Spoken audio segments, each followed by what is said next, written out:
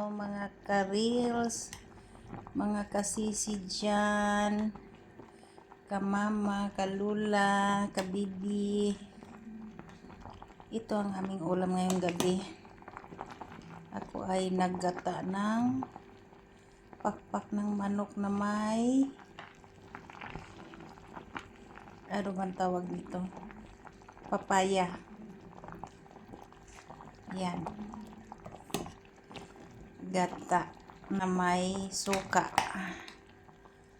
Ingredient nito ay yan. Papaya. Una, ginisa ko muna yung pakpak ng manok sa luya, sibuyas at bawang.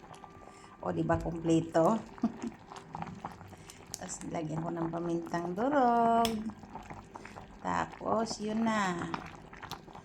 Nung nagisa ko na siya, pinakuluan ko na siya sa gata. Tapos nung medyo malambot-lambot na yung manok, ayan, yung pakpak ng manok, ayan, lagay ko na yung papaya. Masarap yan, guys. Kanilagyan ko ng suka para hindi siya, pag may sobra, hindi siya mapanis. Kasi pag mainit pa, hindi siya pwedeng ilagay sa ref. So, hayaan ko lang siya dito sa kalan.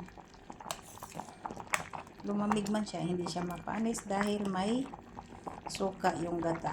Nilagyan ko ng suka. Masarap na, guys. Solved na yung ulam namin ngayong gabi. Kahit ito lang. Masarap na.